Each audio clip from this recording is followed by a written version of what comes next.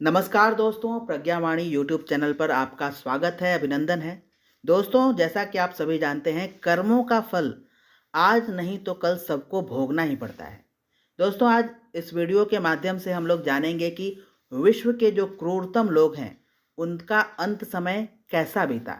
क्या उनको उनके कर्मों का, विध्वंस कर्मों का, क्रूरतम कर्मों का फल मिला? चलिए आइए देखते हैं इस वीडियो के माध्यम से। अहंकार और अत्याचार संसार में आज तक किसी को बुरे कर्मफल से बचा न पाए। रावण का सुरत यों मिटा कि उसके 2.25 लाख सदस्यों के परिवार में दीपक जलाने वाला भी कोई न बच सका। कंस, दुर्योधन, हिरण्यकशिपु की कहानियां पुरानी पड़ गईं। हिटलर, सालाजार, चंगेज और सिकंदर, नेपोलियन जैसे नरसंहारकों को किस प्रकार दुर्दिन देखने पड़े, उनके अंत कितने भयंकर हुए, यह भी अब अतीत की गाथाओं में जा मिले हैं।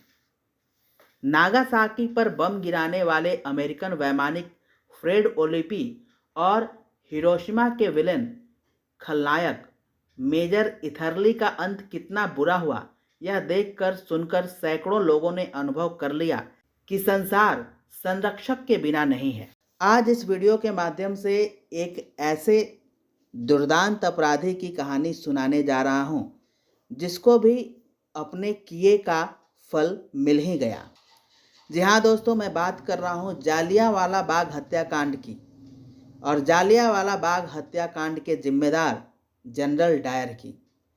जनरल डायर का डरावना चेहरा भारतीय प्रजा के मस्तिष्क से न उतरेगा, पर बहुत कम लोग जानते होंगे कि डायर को भी अपनी करनी का फल वैसे ही मिला जैसे सहस्त्रबाहु, खरदूषण, वृत्तासुर आदि को। पंजाब में जन्मे, वहीं के अन्न और जल से पोषण पाकर अमृतसर के स्वर्ण मंदिर में सिख धर्म में दीक्षित होकर भी जनरल डायर ने हजारों आत्माओं को निर्दोष पिसवा दिया था।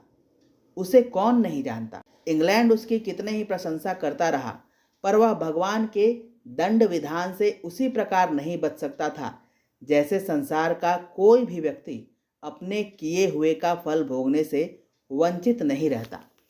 भगवान की 1000 आंखें, 1000 हाथ और कराल दाढ़ से छिपकर बचकर कोई जा नहीं सकता। जो जैसा करेगा उसे वैसा भरना ही पड़ेगा। यह सनातन ईश्वरीय नीति कभी परिवर्तित नहीं होती। हंटर कमेटी ने उसके कार्यों की सार्वजनिक निंदा की। उससे उसका मन अशांत हो उठा। तत्कालीन भारतीय सेनापति ने उसके किए हुए काम को बुरा ठहराकर त्याग पत्र देने का आदेश दिया। फलतः अच्छी खासी नौकरी हाथ से गई, पर इतने भर को नियति की विधि व्यवस्था नहीं कहा जा सकता।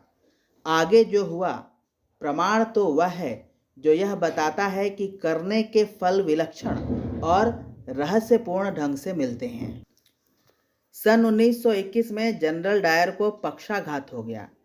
उससे उसका आधा शरीर बेकार हो गया। प्रकृति इतने से ही संतुष्ट न हुई, फिर उसे गठिया हो गया। उसके मित्र उसका साथ छोड़ गए। उसके संरक्षक माइकल ओडायर की हत्या कर दी गई। उससे तो चलना फिरना तक दुर्भर हो गया। ऐसे ही स्थिति में एक दिन उसके दिमाग की नस फट गई और लाख कोशिशों के बावजूद भी वह कभी ठीक नहीं हुई। जनरल डायर सिसक सिसक कर, तड़प तड़प कर मर गया। अंतिम शब्द उसके यह थे, मनुष्य को परमात्मा ने यह जो जीवन दिया है, उसे बहुत सोच समझकर बिताने वाले ही व्यक्ति बुद्धिमान होते हैं। पर जो अपने को मुझ जैसा चतुर और अहंकारी मानते हैं, जो कुछ भी करते न डरते हैं न लजाते हैं, उनका क्या अंत हो सकता है, यह किसी को जानना हो तो इन प्रस्तुत क्षणों में मुझसे जान ले।